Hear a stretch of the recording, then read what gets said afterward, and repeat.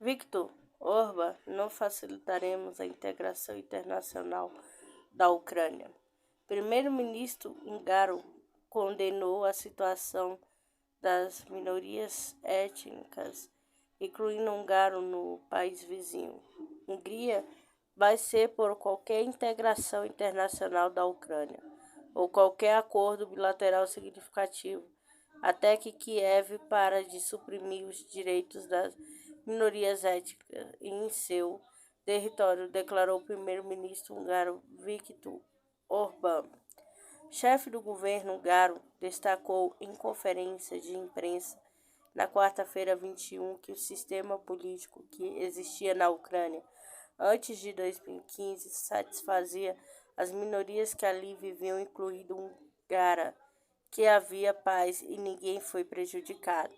Em 2015, seus direitos foram retirados e mais de 100 escolas são permanentemente discriminadas, disse Orbán, aparentemente se referindo ao bloqueio de ensino de línguas minoritárias nas instituições de ensino secundárias.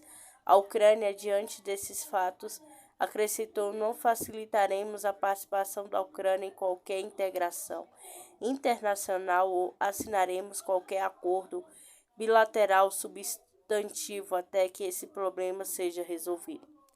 O primeiro-ministro do país, que fez parte da União Europeia, reiterou sua oposição às sanções anti-russas introduzidas pelo bloco.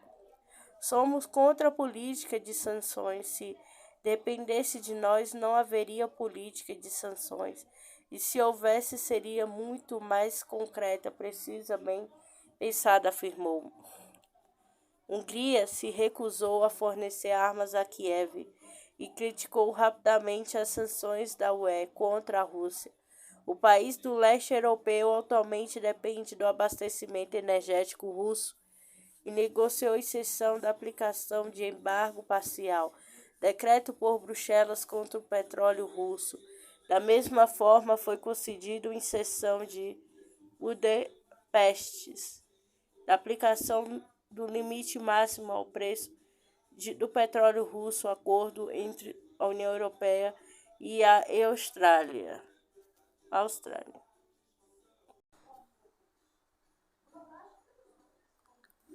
Embaixador da China no Brasil anuncia que vice-presidente chinês e o ministro virão à posse de Lula. Em reunião com mercadantes, diplomata conversou sobre a retomada de fundos entre Brasília e Pequim, ao mesmo tempo que discutiu transição energética digital entre os países. Nesta sexta-feira, 22, o futuro presidente do BNDES é um dos coordenadores do grupo de transição do novo governo, Aloysio Mercadante. Se reuniu nesta sexta-feira, 23, com o novo embaixador da China, Brasil, Zhou Qiaowanji, que no encontro foi revelado o vice-presidente da China, Qiaowanji estará presente na posse do presidente eleito Luiz Inácio Lula da Silva, PT, acompanhando de 3 ministros chineses, os de Comércio e Relações Exterior, da Comissão de Planejamento e Desenvolvimento, relata a Folha de São Paulo. Segundo a mídia, ao longo do encontro, o mercadante Zhou conversou sobre a retomada de um fundo de 10 bilhões, 51,4 bilhões, ser gerido pelo BNDES, o Fundo Brasil-China de Cooperação para a Expansão da Capacidade Produtiva. Já existe, mas ficou parado durante o governo de Jair Bolsonaro PL. Ao mesmo tempo, as duas autoridades conversaram sobre parceria entre o BNDES e principal banco de desenvolvimento chinês para as áreas como transição energética, transição digital, nova indústria e descarbonização chineses. Se ajuntam diversas autoridades que já confirmaram a presença na posse do petista, por exemplo, os presidentes da Alemanha, Angola, Argentina, Bolívia, Cabo Verde, Chile, Colômbia, Costa Rica, Guiné-Bissau, Portugal, Timor-Leste, além de outro da Espanha. O governo atual foi marcado por polêmicas em relação a Pequim, devido à opinião do presidente Jair Bolsonaro sobre o país.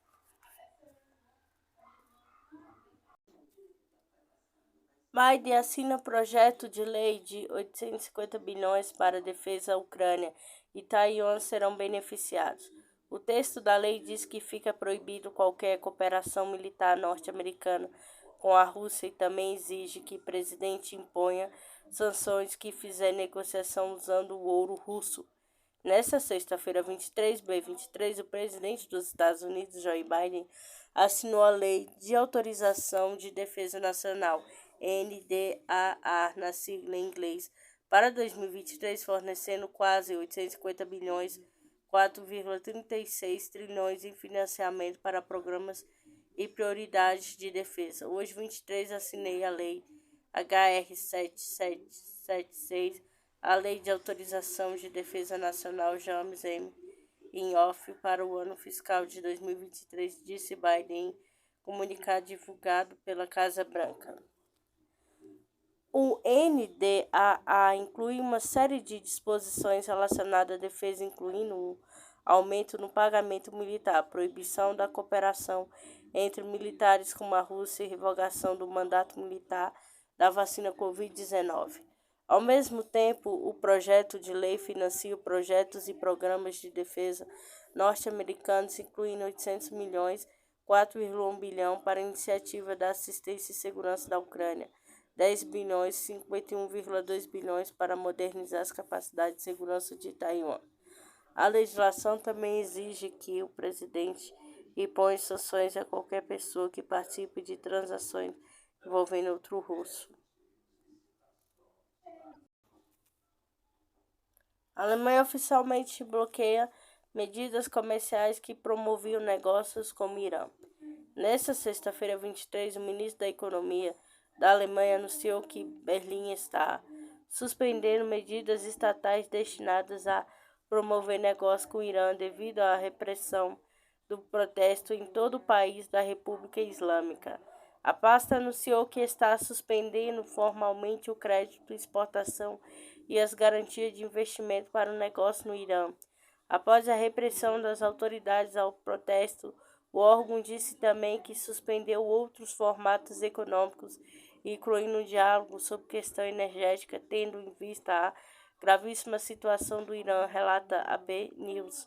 O Ministério explica que o uso desse instrumento para projetos em território iraniano foi suspenso por décadas, até que houve uma curta fase de abertura.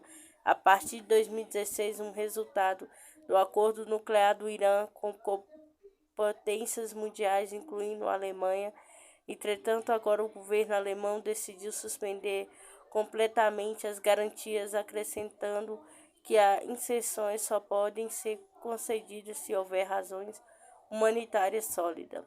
Em 2021, o comércio germano-iraniano totalizado 1,76 bilhão, 9,66 bilhões, 1,49 bilhões, 8,17 bilhões nos primeiros 9 meses deste ano.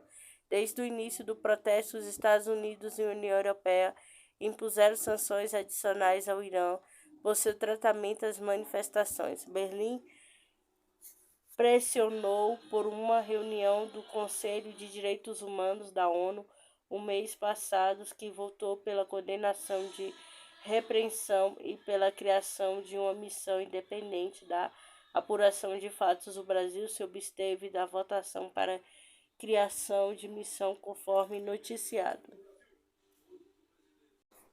França diz que o Porto de Santos não será vendido, que Tarcísio quer. André Borges, anunciado nesta quarta-feira, 22, como futuro ministro do Porto e Aeroportos do governo do presidente eleito Luiz Inácio Lula da Silva, PT, Márcio França afirmou que o Porto de Santos, em São Paulo, não será mais concedido à iniciativa privada. O plano estava em andamento pelo governo Bolsonaro, que já tinha encaminhado uma minuta no edital de concessão para o Tribunal de Contas da União. A França disse que a decisão está tomada, que o governo vai manter apenas a atual estrutura da autoridade portuária que administra o maior porto da América Latina. O plano de concessão de Santos movimento todo o setor de logística nesse segundo semestre era aguardada como a segunda maior concessão do governo Bolsonaro, depois da oferta de ações feitas da Eletrobras. Não será feito leilão autoridade portuária, vai continuar estatal. O que faremos são concessões de áreas dentro do porto de terminais privados, onde já foi feito. A gente respeita agora a situação que não foram homologadas e que vão passar pelo crivo dos técnicos do novo governo, disse França. Nós não temos problemas de ser concessões privadas, mas precisamos de ter alguns controles. Hoje há, por exemplo, algumas concessões que foram feitas e que as outorgas não foram pagas. Temos de rever isso. Nós pedimos que fosse tudo adiado para que o presidente possa opinar. Segundo França, o novo governo não é contra as concessões, mas que cada estratégia será repensada a partir de 2023. A questão portuária e a aeroviária são estratégia para o país. Não me parece que tenha muito sentido a gente ter como concorrente outras empresas estatais de outros países para concorrer com a gente, comentou. O governo não tem problemas em fazer concessões de áreas públicas, mas a autoridade que continua controlando tem que seguir pública. O Porto de Santos é o maior complexo da América Latina. A rota da entrada e saída de 29% de todas as transações comerciais do Brasil. O leilão previa exigência de investimento que chegava a 18,5 bilhões em projetos de melhorias e ampliações e manutenção. Outros 3 bilhões estão reservados para construção de um canal submerso para ligar Santos e Guarujá. Pelo plano atual, a gestora do Porto Estatal Santos Porto Authority S.p.A., antiga Codesp, seria integralmente privatizado, o que não ocorrerá mais. Por trás do plano de privatização do porto estava a necessidade de aumento de capacidade do complexo. O plano de expansão logística nacional aponta que o Brasil precisará investir cerca de 75 bilhões por ano até 2035 para fazer frente às necessidades do país em todo o setor de transporte. Neste ano, porém, a União conta com cerca de 6,5 bilhões para todo o setor logístico federal. O respeito da área do aeroporto Márcio França disse que o objetivo do governo é retomar o protagonismo que a estatal do setor aéreo teve no passado, mas que acabou ficando para trás devido ao forte movimento de privatização que se viu no setor. França comentou as concessões que poderiam devolver a concessão com dos aeroportos de Viracopos, Galeão. Não é possível ter um parceiro que não tenha mais condições de estar lá, que não consegue mais fazer investimento, porque a situação mudou, disse o futuro ministro. O novo governo, todo mundo entende que uma vitória de um novo pensamento político, não temos reservas a nada que seja privado, mas não temos como regra que tenha de privatizar tudo. Criou-se esse estigma de que tudo que é público não funciona adequadamente. O futuro ministro disse que ainda não escolheu quem será seu secretário executivo. Ministro dos Portos e Aeroportos. Nasce uma divisão do atual Ministério da Infraestrutura, que ainda terá outra pasta, o Ministério dos Transportes. Oi galera, tudo bem? Boa noite, seja bem-vindo a mais um vídeo no meu canal. Eu estou aqui gravando, estou meio gripada, mas eu estou aqui. Galera, um beijo aí pra todo mundo e eu desejo um bom final de semana. Macron prepara a visita de Estado ao Brasil no início do governo Lula.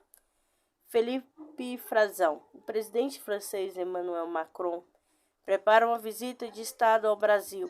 Ele será um dos primeiros líderes mundial a ser recebido pelo presidente eleito Luiz Inácio Lula da Silva em Brasília para negociações bilaterais no ano que vem. A agenda e a data da visita ainda não foram fechadas, mas é certo que Macron pisará em solo brasileiro no primeiro semestre, conforme diplomatas envolvidos nos preparativos em princípio. A ideia era que a viagem fosse realizada em março, logo após o Carnaval, mas a visita de Estado foi postergada pela presidência francesa nos últimos dias. Antes de Macron, a ministra dos Negócios Estrangeiros da França, Catherine Colonna, virá ao Brasil em fevereiro para cumprir agendas e preparar a viagem do presidente francês. Nenhum dos dois virá à posse de Lula em 1º de janeiro. É provável o representante de Paris será um auxílio direto da chanceler francesa. O ministro delegado Olivier, responsável pelo comércio exterior e atividade francesa no exterior. O presidente francês reconhece pouco da América do Sul. Antes do Brasil, esteve na Argentina para a cúpula G20 na Guiana Francesa. Será a terceira viagem dele à região. França é um dos principais parceiros comerciais do Brasil na Europa. O país europeu lidera como o maior empregador estrangeiro e o terceiro que mais investe em território brasileiro. Em 2019, eram 1.042 as empresas francesas no Brasil, com 472 mil funcionários, conforme a embaixada em Brasília. Em 2020, o investimento francês em território nacional somou 32,2 bilhões, 6% do total investido no setor produtivo por outros países, atrás somente de Estados Unidos e Espanha. Os dados são do Banco Central. Além disso, os países desenvolveram parcerias estratégicas no setor de defesa. A tecnologia francesa é um uso das Forças Armadas brasileiras com equipamento do Exército, da Marinha e da Aeronáutica. São mísseis, sistemas, helicópteros, e principal deles é o Programa de Desenvolvimento de Submarinos, o ProSub, sendo 4 convencionais e 1 nuclear, com transferência de conhecimento e tecnologia. Há intercâmbio de experiências e relacionamento direto com o patrulhamento da fronteira comum na região entre Guiana Francesa e o Amapá. O despeito dessa relação diversa que passa por setores culturais, esporte, academia, Macron virou inimigo político externo no governo Jair Bolsonaro. Eles só conversaram, principalmente uma vez o presidente brasileiro e seu ministro da Economia, Paulo Guedes, preferiram opiniões ofensivas sobre a aparência da primeira-dama francesa, Brigitte Macron. Guedes chegou a dizer que a França estava se tornando irrelevante para o Brasil e disse que iria ligar o F para Paris se não fosse bem tratado. O líder francês liderou a pressão internacional sobre o Brasil no auge das queimadas na Amazônia. Autoridades de Paris foram desprezadas durante a visita a Brasília. Bolsonaro queixava-se de que Macron queria revogar a soberania brasileira sobre a Amazônia e que agia de forma protecionista, bloqueando o avanço do acordo comercial entre Mercosul e União Europeia, diante de retrocesso na política ambiental brasileira. Fim no ano e no giga. O relacionamento com o petista, o inverso Lula e Macron se apoiaram mutuamente nas eleições presidenciais dos dois países. Antes da campanha eleitoral, o petista foi recebido com deferência pelo ex-presidente Paris. Macron foi um dos primeiros a cumprimentá-lo pela vitória nas urnas e disse que deveria unir forças e afirmou que a eleição de Lula era um novo capítulo na história do Brasil. E o francês divulgou o vídeo de uma chamada telefônica no qual confidenciou que aguardava impacientemente pelo momento e propôs relançar a parceria estratégica. Em primeira viagem internacional após a posse de Lula, participará da cúpula do bloco abandonado por Bolsonaro. Em uma das suas primeiras viagens anunciadas para o ano que vem, o presidente eleito Luiz Inácio Lula da Silva seguirá no dia 24 de janeiro para a Argentina com o objetivo de participar da cúpula da Comunidade dos Estados Latino-Americanos Caribenhos, CELAC, encontrar o presidente argentino Alberto Fernandes. A ida ao país vizinho já está acertada entre o governo argentino e o futuro governo brasileiro. Fernandes fez o convite ao petista durante um encontro em São Paulo, logo após o segundo turno das eleições. A ação é contrária à postura da atual administração, uma vez que o presidente Jair Bolsonaro PL suspendeu a participação do Brasil no grupo em 2020. O impulso do petista em fazer da cúpula da CELAC sua primeira viagem como presidente, segundo Carta Capital, mostra que Lula tem como meta retomar o protagonismo brasileiro nas relações internacionais. Teremos uma volta, mas com um olhar novo, porque o mundo mudou. O mundo não é mais o mesmo. Vamos olhar o mundo com um olhar novo, construtivo, visando sempre a cooperação entre países em desenvolvimento, ressaltou o futuro ministro das Relações Exteriores, Mauro Vieira, sobre o retorno do Brasil à arena política. Quarta, 21. Vieira também declarou que o Brasil apoiará o retorno da Venezuela à entrada de Bolívia no Mercosul. Os recentes movimentos mostram uma aproximação brasileira maior dos países vizinhos, um olhar maior da nova administração de política e cultura sul-americana. Diretor da OMS elogia a nomeação de Nízia Trindade como ministro da Saúde. Diretor-geral da Organização Mundial da Saúde, OMS, Tedros Adhanom, elogiou a nomeação da presidente da Fundação Oswaldo Cruz Fiocruz, Nízia Trindade, como ministra da Saúde do futuro governo do presidente eleito Luiz Inácio Lula da Silva. Aos 64 anos de idade, Trindade será a primeira mulher na história a comandar o Ministério da Saúde do Brasil. Vai romper com a abordagem anti-ciência que marcou os 4 anos do governo Jair Bolsonaro. Parabéns, minha amiga doutora Nízia Trindade, por ser indicada para ser ministra da Saúde do Brasil. Primeira mulher a assumir esta posição, tudo de bom. Conto que trabalhamos juntos nos próximos anos para avançarmos na saúde para todos, escreveu Adhanom, Twitter em português.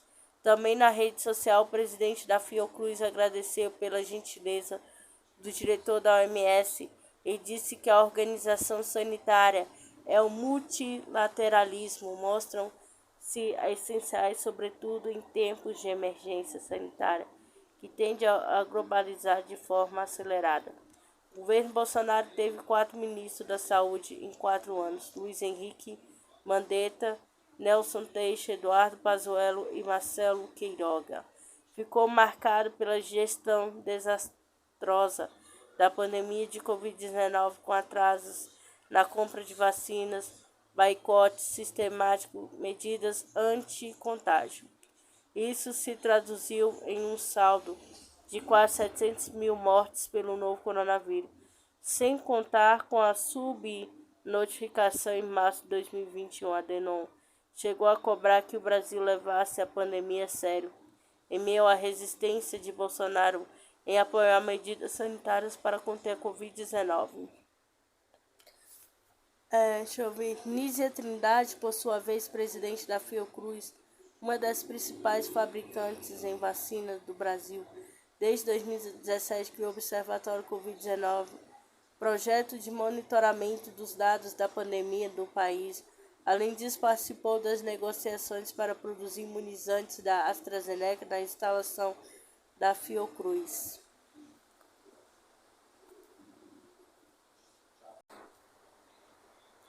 Luxo, aventura e contato com a natureza em Los Cabos. Talvez Los Cabos não seja um destino tão famoso quanto Cancún, Vera Maia, Playa del Carmen, Acapulco, Acapulco, ainda assim, esta cidade do estado de Baja Califórnia, localizada numa extensa península ao noroeste do México, ganhou destaque por sua beleza, pelas experiências impares que oferece e pela qualidade de seus hotéis e de sua gastronomia. Uma das vivências inesquecíveis por ali é a observação de baleias entre os meses de janeiro e abril. Toda viajante pode ver esses lindos animais que chegam ao mar de Cortes. Em sua migração sazonal neste lugar, elas dão luzem aos seus filhotes. Por esta razão, ficam durante um bom tempo com eles na região. São oferecidos diferentes execuções em barcos para apreciar de perto os grupos de baleias cinzentas jubarte que passeiam pelas águas de Los Cabos. Apesar da chegada destes animais começar na metade de dezembro, os especialistas afirmam que no princípio do ano que podemos ver mais é melhor estes lindos mamíferos. Além disso, é possível conhecer outro majestoso habitante do mar, o tubarão-baleia, também fazendo sua migração anual. Ele passa pela região entre outubro e fevereiro, por isso, durante 2 meses, o maior peixe do mundo convive com as baleias nas águas de Baja Califórnia. Entretanto, há muito mais para ser desfrutados nas águas deste destino dos sonhos. A navegação é uma das atividades de maior beleza praticadas ali, contado com paisagens do Cabo São Lucas e outras formações costeiras como cenário.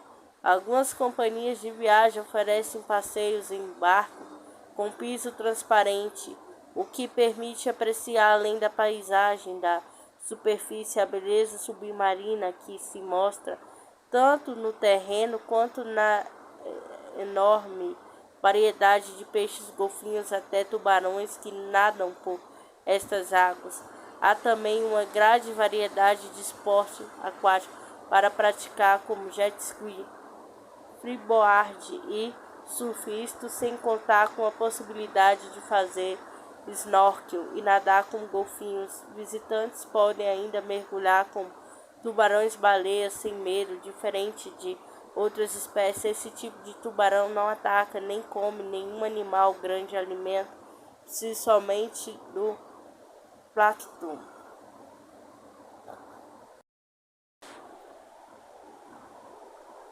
Sepultura viking com resto de equipamentos e utensílios foi encontrado na Noruega. Pela primeira vez, uma sepultura viking rica em artefatos foi encontrada na capital norueguesa, Oslo. A sepultura foi encontrada na parte superior de um pequeno lago, podendo ter sido uma área tranquila durante a era viking.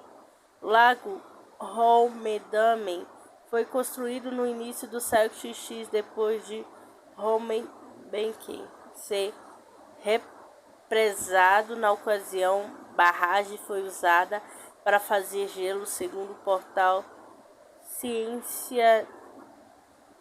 Além disso, no local foram encontrados fragmentos de uma vasilha de pedra-sabão e um broche celta, bem como foice, 2 facas, equipamentos de cavalaria em uma bolsa.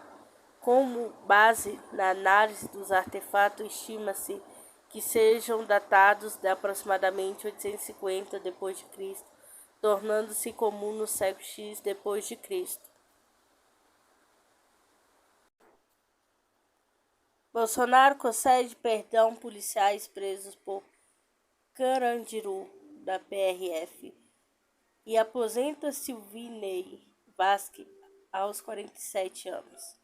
Em publicação feita nesta sexta-feira 23 no Diário Oficial da União, o governo Bolsonaro libera agentes militares presos de cumprirem pena e PRF aposenta ex-diretor-geral de apenas 47 anos investigados por crime durante o período eleitoral. Nossos 6 últimos dias de governo, o presidente Jair Bolsonaro PL assinou nesta sexta-feira 23 decreto que concederá indulto de Natal a policiais militares que se encaixam em duas esferas: agentes de segurança pública condenados por crime culposo e militares das Forças Armadas condenados em casos de excesso culposo.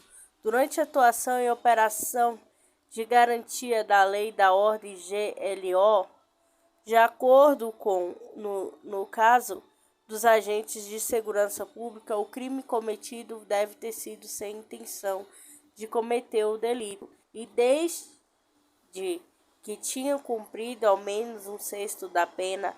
Pelo decreto, indulto será concedido aos agentes públicos que compõem o Sistema Nacional de Segurança Pública, policiais civis, militares, federais e bombeiros, relata a mídia. Entre os agentes beneficiados estão 69 policiais militares condenados pelo massacre do Carandiru em 1992, que deixou 111 detentos mortos durante a invasão da Polícia Militar ao Presídio Paulista. A decisão do presidente foi publicada hoje, em 23, no Diário Oficial da União.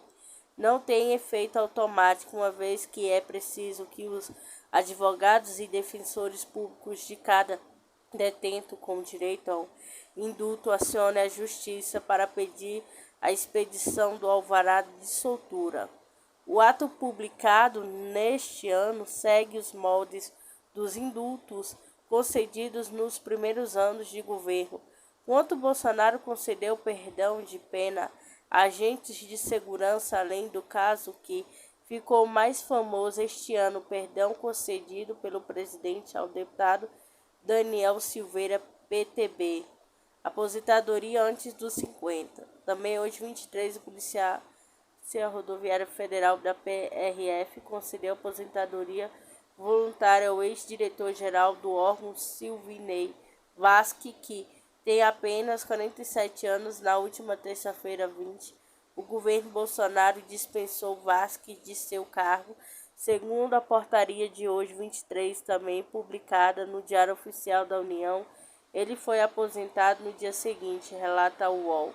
Vasque ganhou notoriedade durante as eleições desde o ano por pedir votos para o mandatário em suas redes sociais e as pessoas ao seu redor durante a campanha eleitoral, até mesmo menos de 24 horas antes do pleito, o que não é permitido por lei. Além disso, o ex-diretor-geral deixou que várias operações da Polícia Rodoviária Federal acontecessem no dia do segundo turno, 30 de outubro, em todo o país, o que também é proibido por lei. Em seguida, o Ministério Público Federal, MPF, pediu seu afastamento ao mês. Vasquez virou réu por improbidade com a Justiça, dando até 30 dias para sua defesa, conforme o noticiado.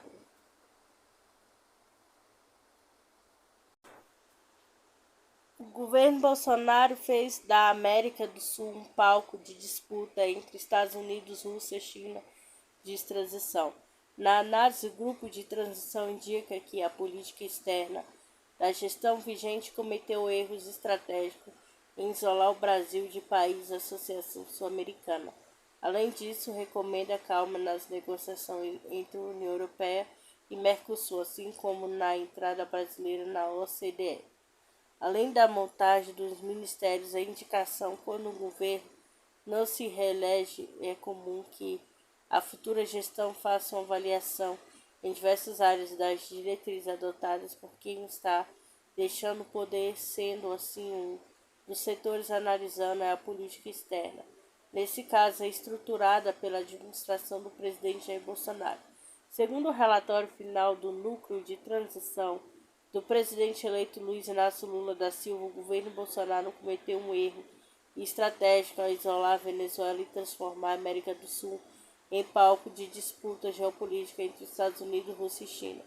No documento citado pela Folha de São Paulo, o governo Bolsonaro estimulou a integração do Brasil em países vizinhos, que ressaltou no desmonte da União das Sanções Sul-Americanas, ANASUL, da saída da Comunidade dos Estados Latino-Americanos e Caribenhos.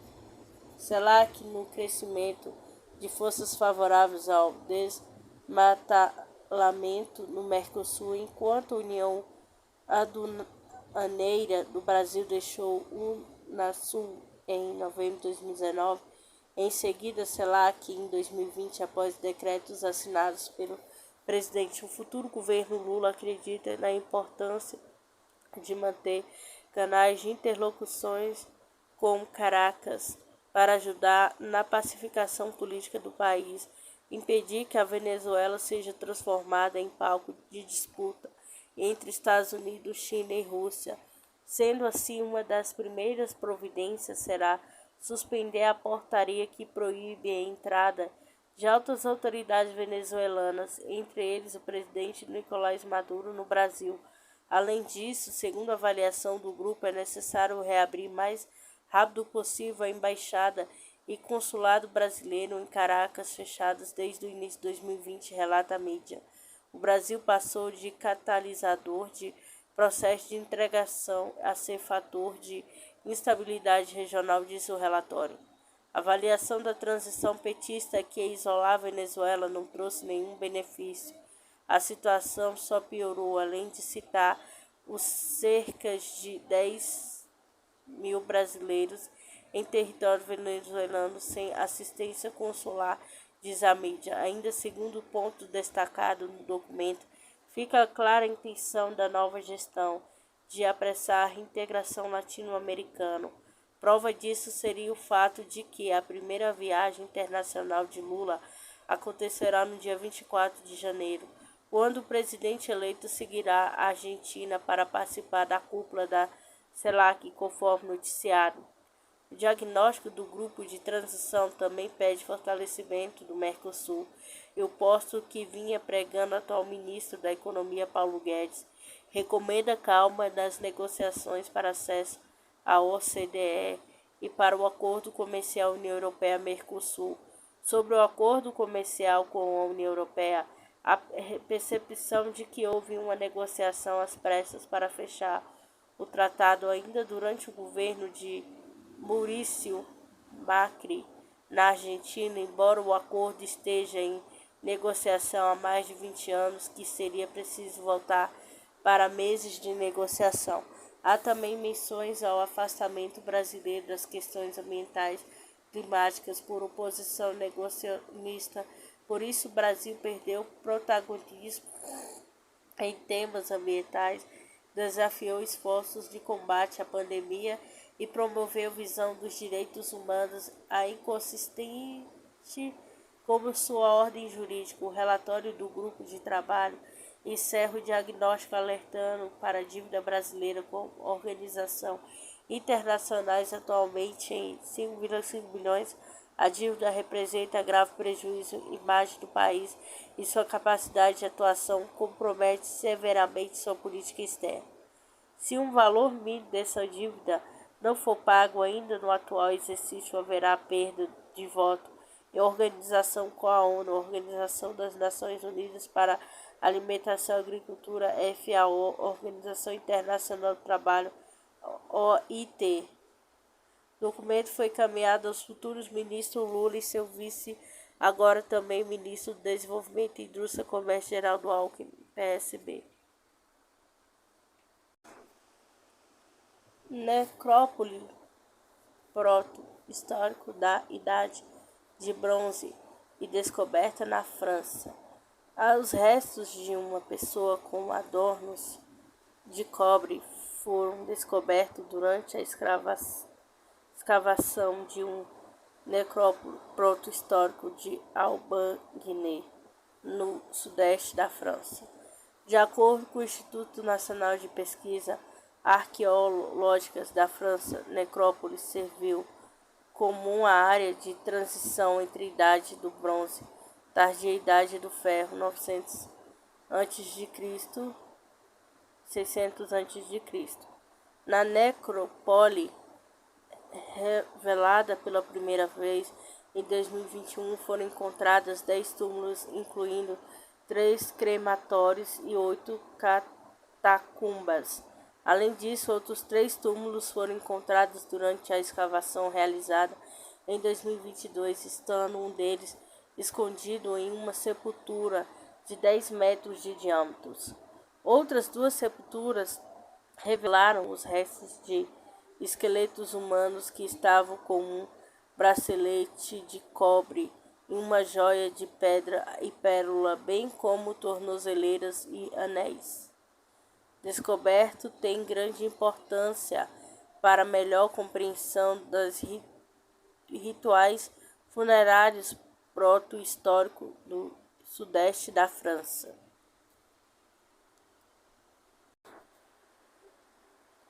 Descoberta pela primeira vez crias de iguana rosada que pode salvar a espécie enigmática da extinção. Uma equipe de pesquisadores da direção do Parque Nacional de Galápagos, da Organização Galápagos Conservação, descobriu pela primeira vez em anos de população de crias de iguana rosada. Segundo Galápagos Conservação, durante os últimos 10 meses foram realizadas diversas expedições ao remoto vulcão Wolf na ilha Isabela de Galápagos, no Equador, em busca de espécie de réptil. A descoberta do primeiro ninho de crias da iguanas rosadas, juntamente com evidências as ameaças críticas para sua sobrevivência, nos deu a primeira esperança de salvar essa espécie enigmática de extinção, afirmou Paulo Salaman, presidente de Galápagos Conservação. A descoberta, descrita pela primeira vez por guardas florestais em 1986, a espécie foi classificada oficialmente como um ramo separado de outras iguanas terrestres. Até então, não havia registro da presença de filhotes de iguana rosada. Atualmente, a população total é de aproximadamente 200 e 300 exemplares adultos, aproximadamente, se rapidamente da extinção. Atualmente, apenas uma população sobrevivente dessas iguanas que vivem em um local de difícil acesso, embora tenha sido registrado ativamente de nidificação de iguanas no vulcão. Há uma grande preocupação pela presença abundante de gatos selvagens nesta região, que representa uma séria ameaça para estes répteis.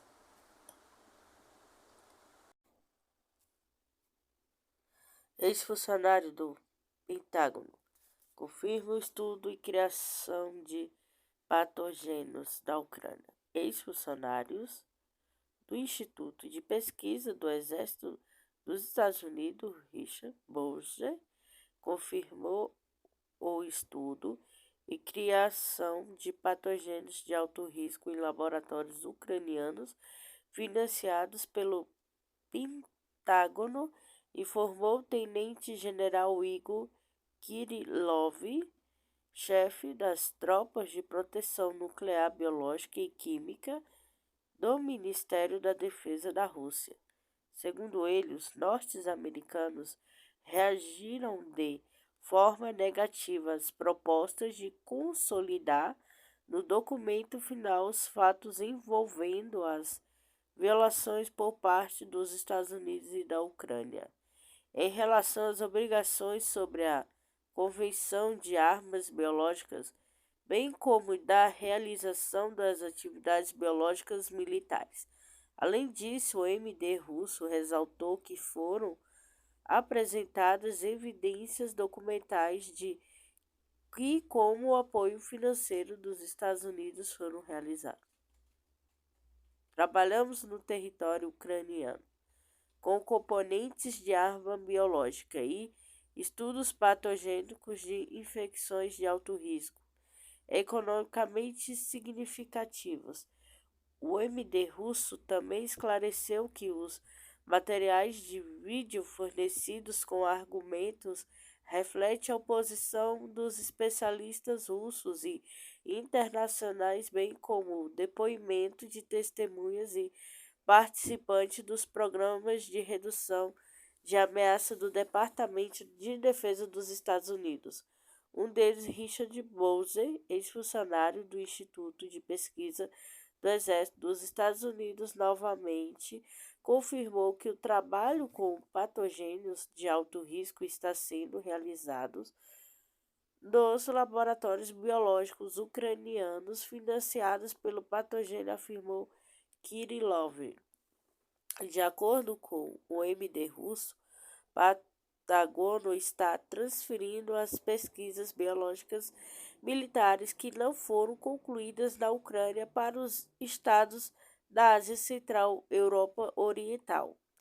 De acordo com as informações preliminares, o Pentágono está transferindo ativamente suas pesquisas que não foram concluídas na Ucrânia para os estados da Ásia Central e Europa Oriental. Ao mesmo tempo, a cooperação entre o Departamento de Defesa dos Estados Unidos e dos estados da África, a região Ásia-Pacífico, com Quênia, Camboja, Singapura, Tailândia, estados que já possuem laboratórios de alto nível de isolamento biológico, destacou.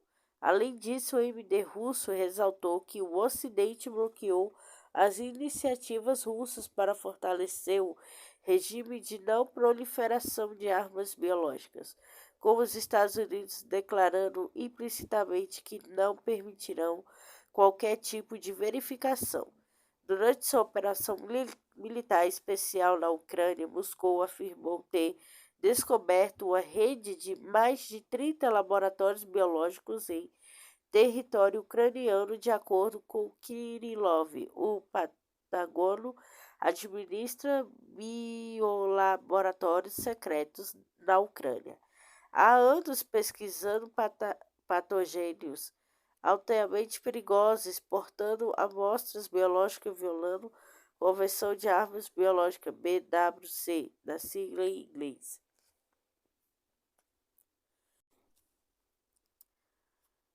Bolsonaro não passará a faixa a Lula e deve descansar em viagem ao resort de Trump, de site.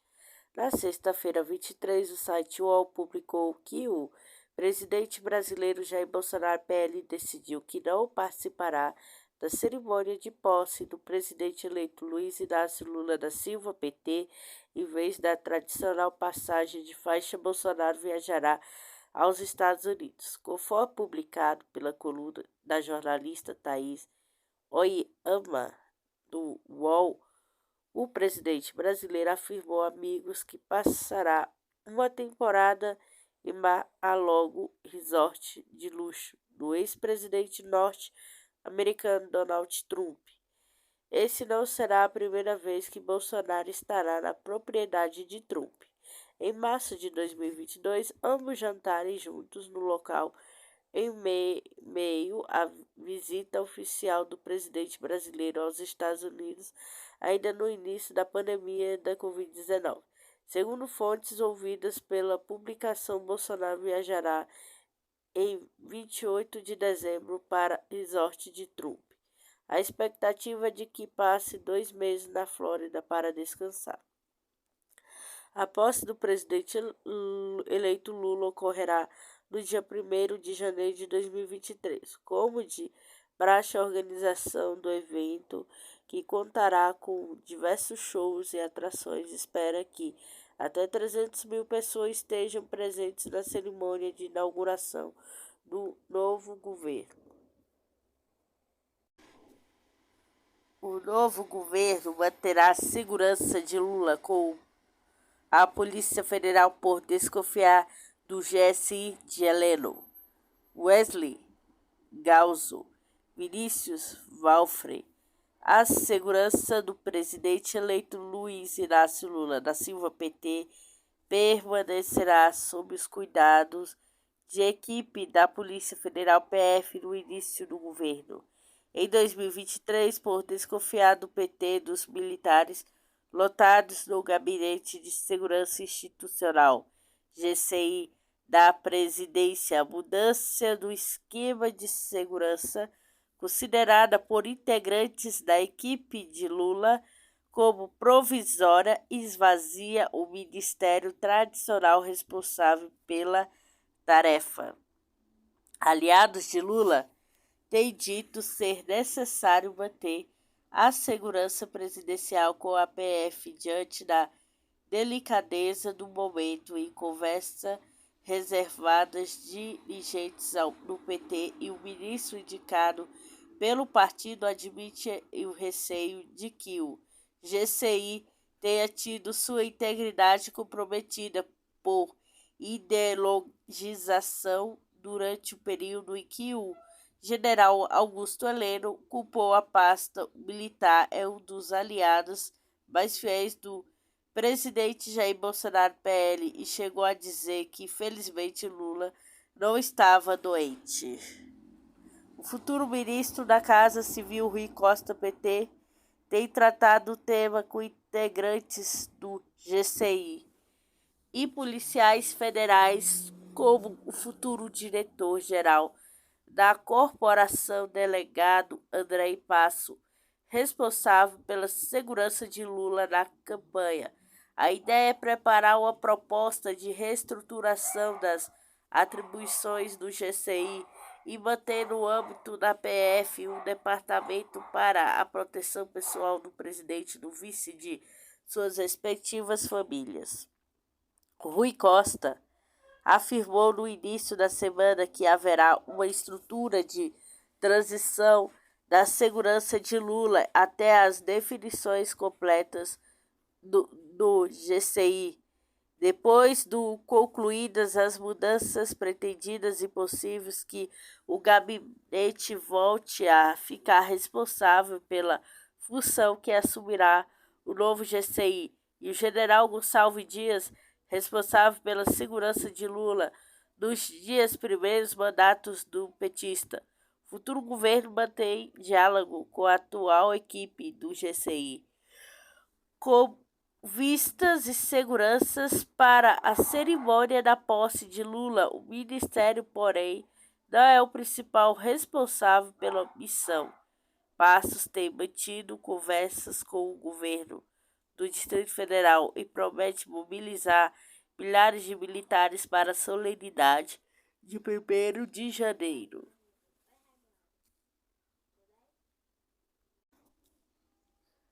Quilombolas do MT denunciam contaminações por agrotóxicos e fazendeiro é multado. Caroline Nunes, depois de mais de um ano de processos, quilombolas das comunidades de Pacole, no Pantanal, Mato Grosso, conseguiram responsabilizar fazendeiros por contaminação de agrotóxicos após uma poeira tóxica na colheita do soja atingir as casas das famílias. Na ocasião, uma gravidade adoeceu. O bebê de 10 meses também teve os sintomas, e isso acontece em março de 2021. As famílias estavam expostas a pulverizações constantes de agrotóxicos das lavouras de soja, muito próximo das moradias, onde foram observados efeitos também em plantas do solo e na água. Mangueiras deram mangas deformadas, pobres por dentro, sem sabor, e relata uma moradora da comunidade. O agricultor afirma que, na sequência dos dias, suas mandiocas e quiabos não vingaram. Fazendeiro é multado. Acaso gerou uma reação coletiva para dar uma basta nas contaminações recorrentes.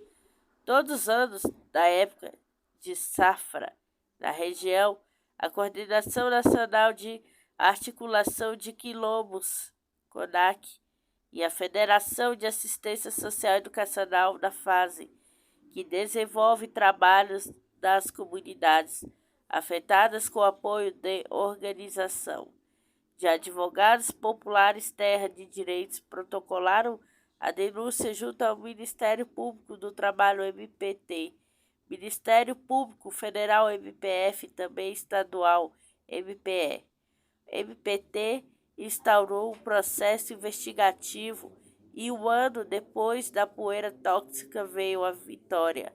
O processo resultou em um termo de ajustamento de conduta da TAC.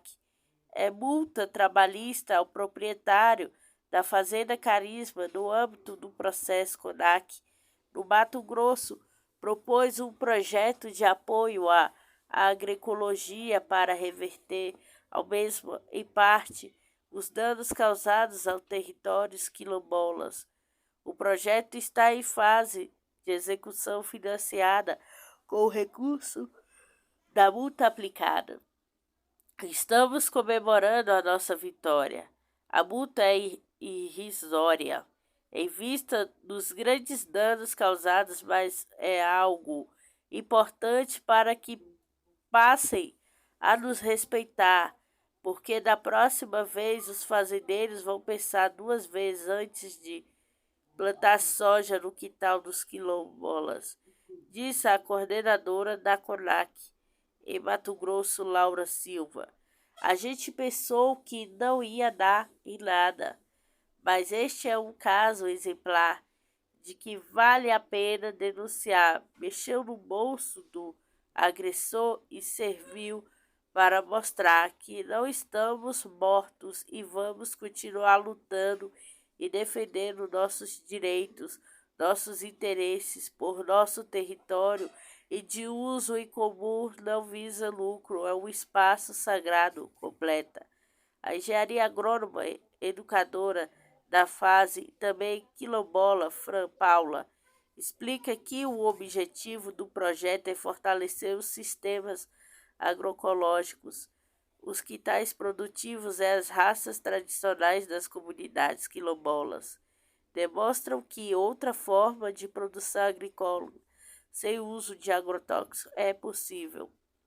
Fran relata que durante a apuração da denúncia, a fase e o núcleo dos estudos ambientais da UFMT coletaram a amostra de água das comunidades em Pacode e o resultado confirmou até 10 tipos de agrotóxicos nas fontes de água e nos rios, nos tanques de piscicultura e na água de chuva é um poço artesiano. O documento sobre a água dos quilombolas foi anexado ao processo, assim como os pareceres do Instituto de Defesa Agropecuária do Estado de Mato Grosso e da Secretaria Municipal de Saúde de Pacode, que fiscalizaram a fazenda e visitaram as commodities. Ficou comprovado na apuração dos fatos que o fazendeiro desrespeitou o limite de distanciamento de lavouras residências determinadas em lei, mantendo lavouras a menos de 90 metros das comunidades quilombolas.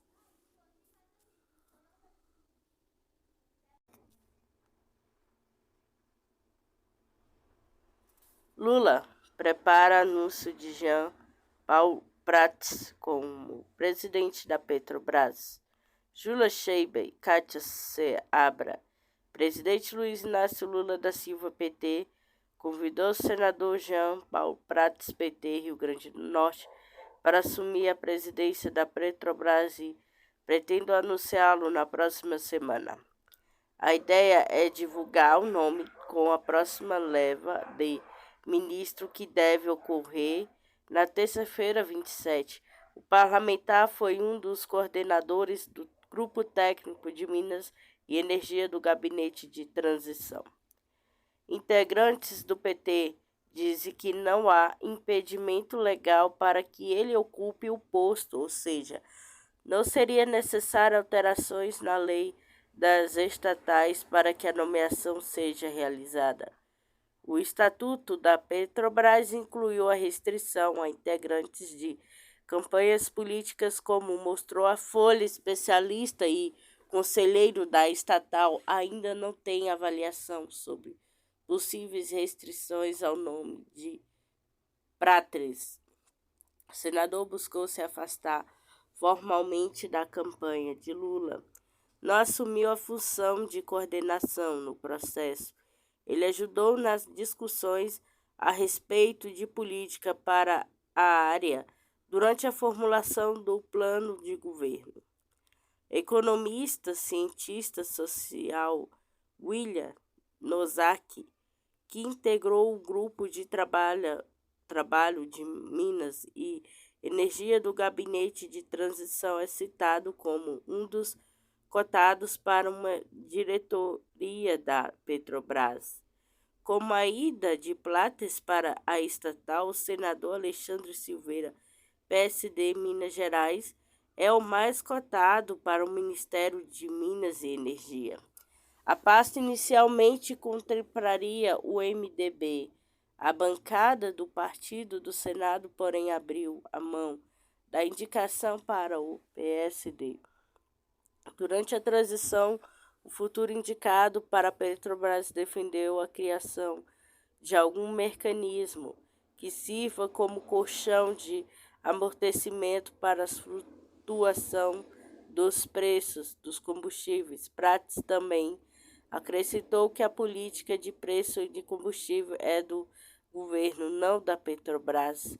Quem define a política de preço de qualquer coisa no país, se vai intervir ou não, se vai ser livre ou não, se vai ser internacional ou não.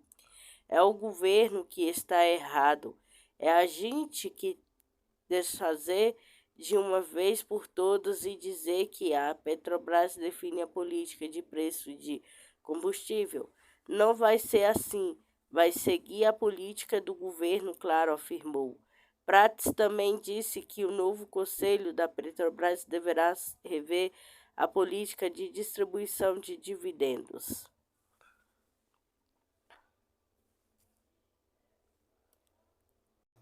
Quilombolas do Mato Grosso denuncia contaminação por agrotóxico e fazendeiro é multado. Caroline Nunes, depois de mais de um ano de processo, os quilombolas das comunidades de Pocone, no Pantanal, em Mato Grosso, conseguiram responsabilizar fazendeiros por contaminação de agrotóxicos após uma poeira tóxica na colheita de soja atingir as casas das famílias. Na ocasião, uma grávida adoeceu, um bebê de 10 meses também teve o sintoma. Isso acontece em março de 2021. As famílias estavam expostas pulverizações constantes de agrotóxicos nas lavouras de soja, muito próximas às moradias, onde foram observados feitos também em plantas no solo e na água. Mangueiras deram mangas deformadas, podres por dentro, sem sabor. Relata uma moradora da comunidade. Um agricultor afirma que, na sequência dos dias, suas mandiocas e quiabos não vingaram. Fazendeiro é multado. Caso gerou uma reação coletiva para dar uma basta nas contaminações recorrente todos os anos na época de safra na região. A Coordenação Nacional de Articulação de Quilombos, CONAC, e a Federação de Assistência Social e Educacional, FASEC, desenvolvem trabalhos nas comunidades afetadas com o apoio da Organização de Advogados Populares da Terra de Direitos. Protocolaram a denúncia junto ao Ministério Público do Trabalho, MPT, Ministério Público Federal, MPF, também estadual, MPE. O MPT instaurou um processo investigativo. Um ano depois da poeira tóxica veio a vitória. O processo resultou em um termo de ajustamento de conduta da TAC. É muito trabalhista ao proprietário da fazenda Carisma. No âmbito do processo, o CONAC do Mato Grosso propôs um projeto de apoio à agroecologia para reverter o mesmo, em parte, os danos causados aos territórios quilombolas. O projeto está em fase de execução, financiando com recursos de multa aplicada. Temos comemorado a nossa vitória. A multa é irrisória em vista dos grandes danos causados, mas é algo importante para que passe a nos respeitar, porque da próxima vez os fazendeiros vão pensar duas vezes antes de planejar soja no quintal dos quilombolas, diz a coordenadora da CONAC em Mato Grosso, Laura Silva. A gente pensou que não ia dar em nada, mas este é um caso exemplar de que vale a pena denunciar. Mexeu no bolso do agressor e serviu para mostrar que não estamos mortos e vamos continuar lutando e defendendo nossos direitos, nossos interesses, porque nosso território é de uso em comum. Não visa lucro em um espaço sagrado, completa. A engenheira agrônoma e educadora da fase e também quilombola, Fran Paula, explica que o objetivo do projeto é fortalecer os sistemas agroecológicos, os quintais produtivos e as roças tradicionais das comunidades quilombolas, demonstrando que outra forma de produção agrícola sem uso de agrotóxicos é possível. Fran relata que, durante a apuração da denúncia da fase ao núcleo de estudos ambientais da UFMT, coletaram amostras de água nas comunidades em Pacone e o resultado confirmou até 10 tipos de agrotóxicos nas fontes de água, nos rios, nos tanques de piscicultura, na água de chuva e num poço artesiano. O documento sobre a água dos quilombolas foi anexado ao processo, assim como os pareceres do Instituto de Defesa Agropecuária dos Estados de Mato Grosso, INDEA, e da Secretaria Municipal de Saúde de Pacone, que fiscalizaram a fazenda, visitaram as comunidades. Ficou comprovado na apuração dos fatos que os fazendeiros desrespeitou o limite de distanciamento das lavouras. Residência determinou em manteve lavouras menos de 90 metros das comunidades quilombolas. Poeira tóxica comum em Mato Grosso.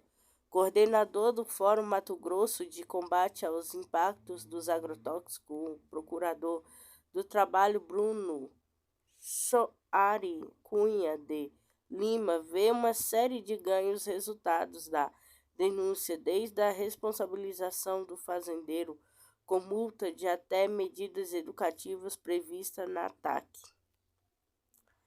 O fazendeiro se comprometeu a manter a distância mínima para aplicação de agrotóxicos de aprovação, mananciais e não usar agrotóxicos como atrazina, encontrado nas amostras colhidas nas comunidades atingidas. Esse veneno é tão maléfico à saúde que está proibido na União Europeia desde 2004, adverte o procurador. Segundo Bruna Lima, o MPT também observou que essa situação ilegal se repete em vários pontos do estado, atingindo quilombolas, indígenas e demais comunidades ilhadas pelo agronegócio. Ele destacou ainda que se trata de uma contaminação silenciosa que vai minando a saúde aos poucos, ao longo dos anos, no contato próximo à área pulverizadas como venenos agrícolas. Como evidência de risco às pessoas e às plantas, ao solo e à água, a MPT também determinou a realização de uma audiência pública para ampliar discussões com municípios em que se verifica maior produção agrícola: Sorriso, Saperzal, Campo Novo do Parecis, Nova Ubiratã, Nova Matum, Diamantino, Campo Verde, Primavera do Leste, Lucas do Rio Verde, Querência, Campos Júlio, além do Rondonópolis, Sinop, por sua importância estadual.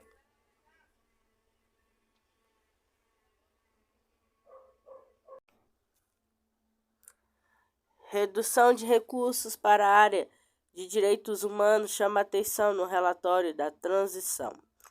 Daniele Mello. Na área de direitos humanos, O relatório final da equipe de transição para o terceiro governo do presidente eleito Luiz Inácio Lula da Silva apontou desmonte de diversas políticas e pesados cortes orçamentários nos programas da área. Segundo a análise dos grupos setoriais de trabalho, as estruturas de participação social tiveram papel esvaziado ou foram extintas durante o governo do presidente Jair Bolsonaro. A desarticulação atingiu, de acordo com o Gabinete de Transição, 12 colegiados que passaram por mudanças que precarizaram ou dificultaram a participação efetiva da sociedade civil.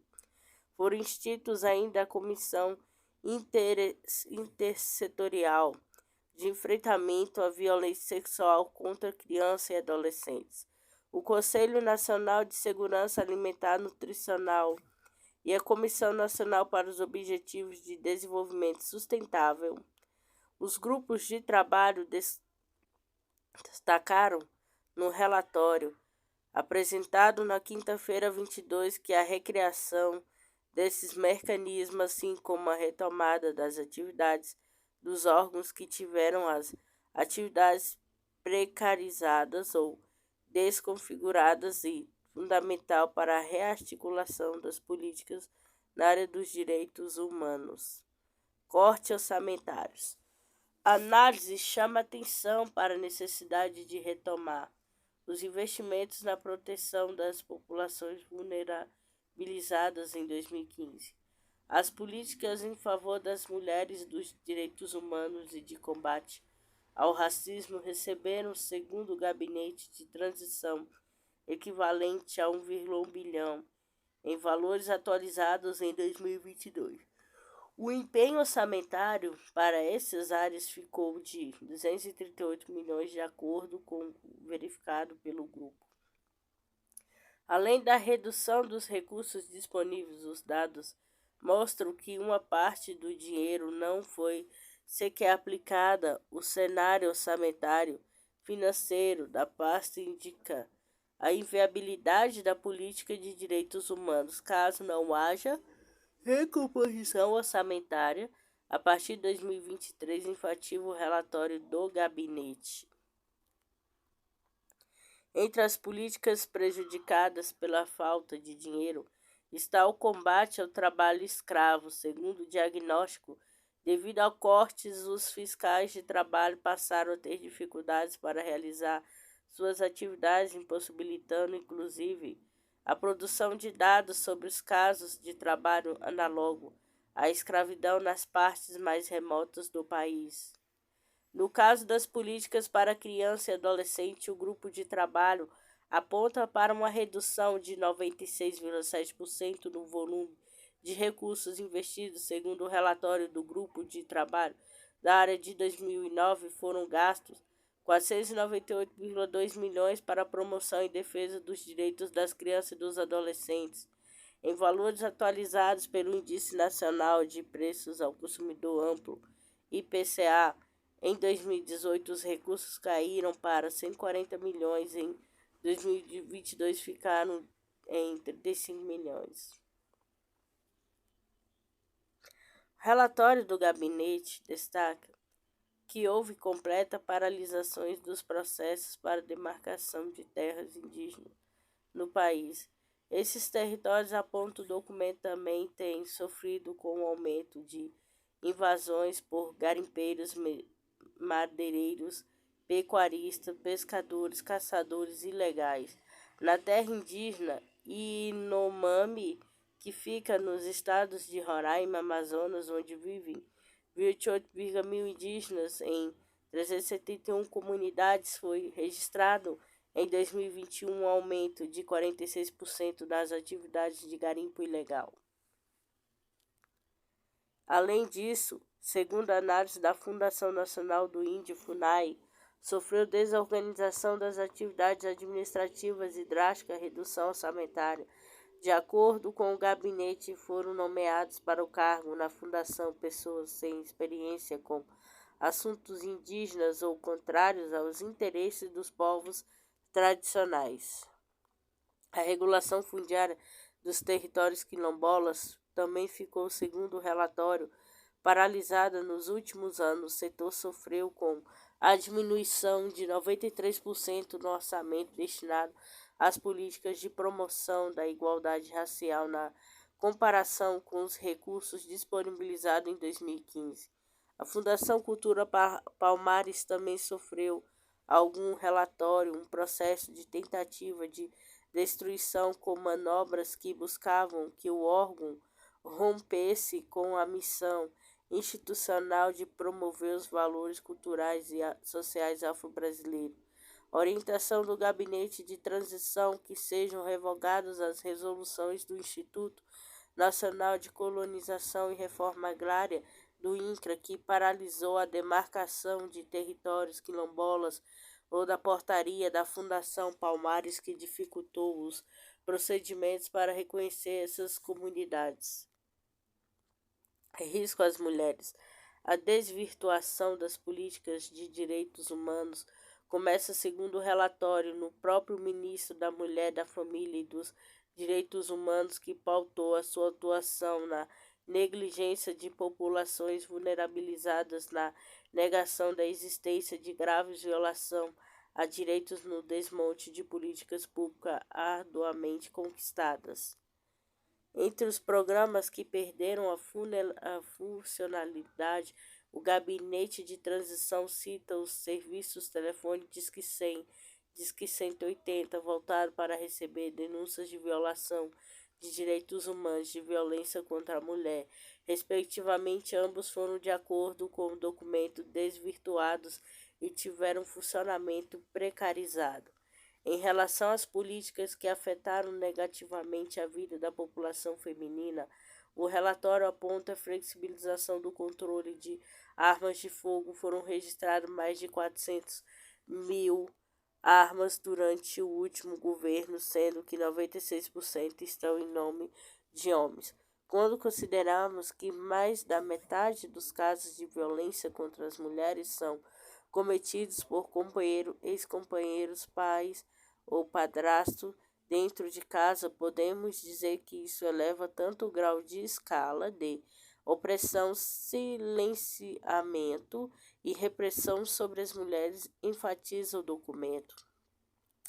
O Gabinete de Transição recomendou a revogação de 8 decretos presidenciais que facilitam o acesso às armas de fogo e a revisão de uma portaria interministerial que também trata sobre o tema.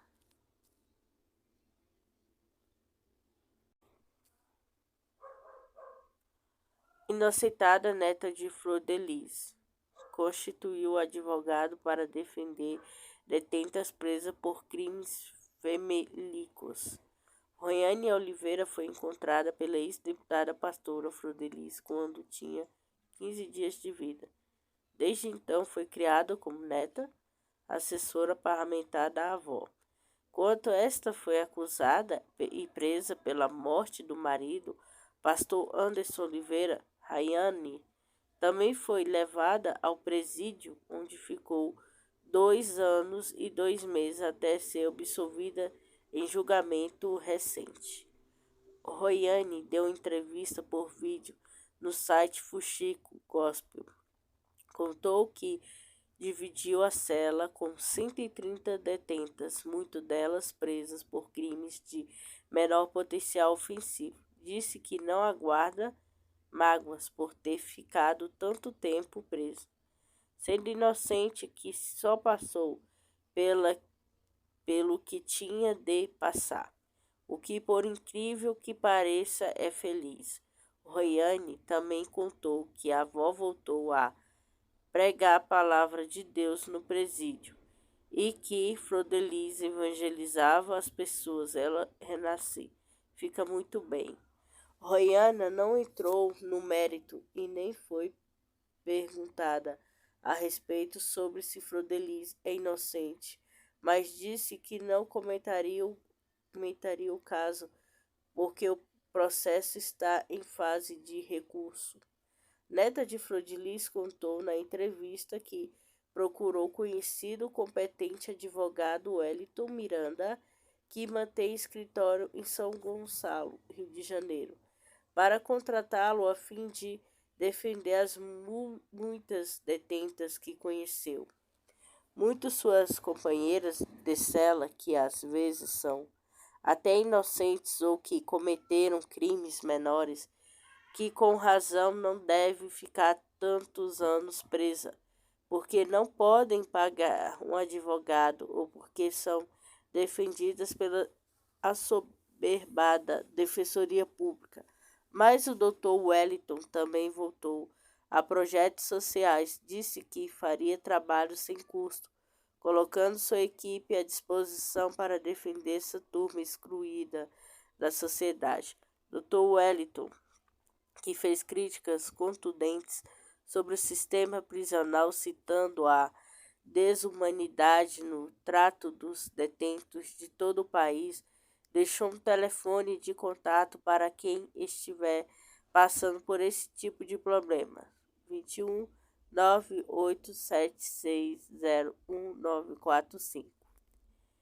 Está aí um projeto que merece a atenção do novo ministro de Direitos Humanos, levou Silvio Almeida.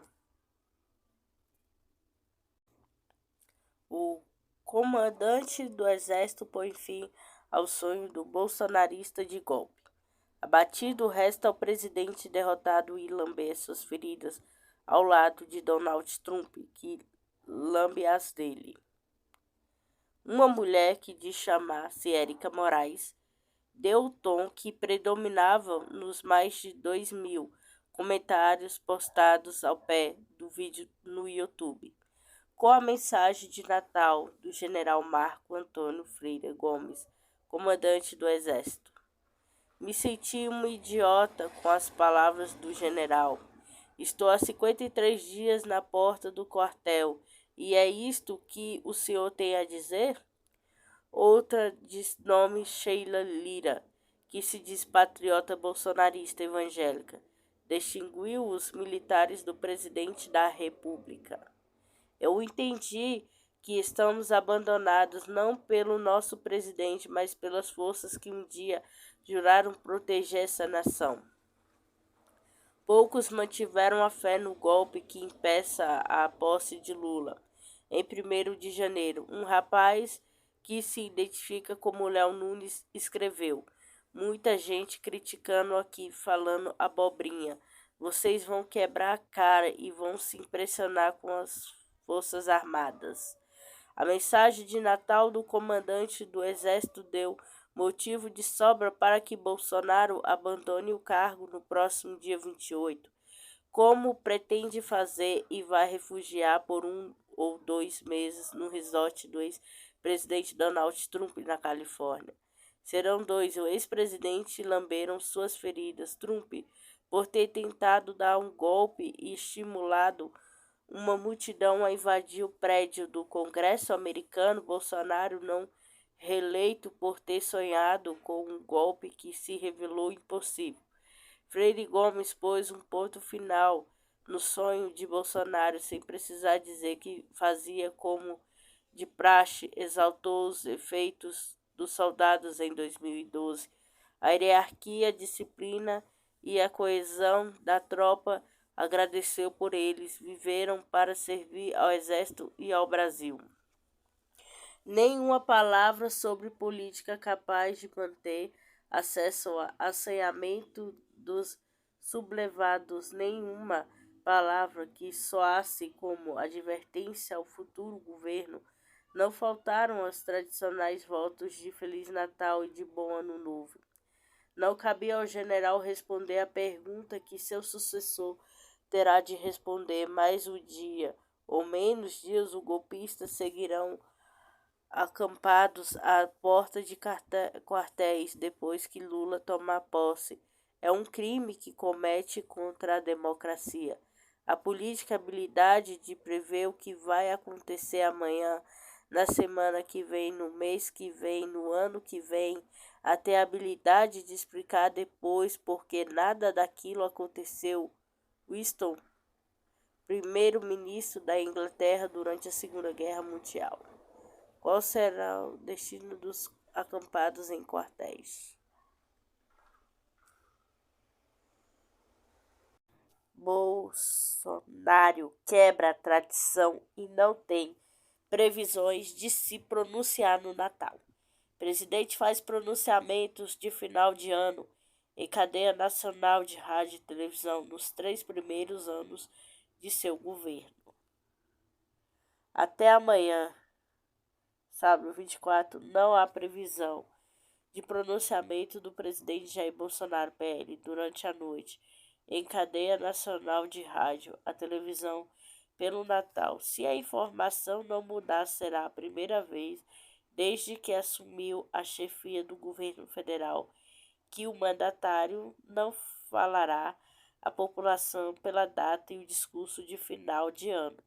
É tradicional ainda em governos de presidentes anteriores. Houve interrupção de programas em emissoras de rádio e TV à noite de 24 de dezembro. Nos anos de 2019, 2020 e 2021, na ocasião, se pronunciou oficialmente Bolsonaro e a primeira-dama Michele Bolsonaro. Todas as mensagens tiveram no total ele de falar sobre o governo. Em 2021, Bolsonaro falou em cadeia nacional e também em 31 de dezembro em discurso pelo Ano Novo. Desde que perdeu a disputa pela reeleição para Luiz Inácio Lula da Silva, PT, em 30 de outubro, Bolsonaro tem mantido silêncio à reclusão. O presidente tem cumprido maior parte das agendas no Palácio da Alvorada, residência oficial do presidente em Brasília, DF, onde fez poucas aparições e apoiadores das últimas semanas, não no Palácio do Planalto, que cede o gabinete presidencial. O presidente também cumpriu poucas agendas oficiais externas, reservando as cerimônias militares sem discurso. O tempo é agora está em Brasília, acesse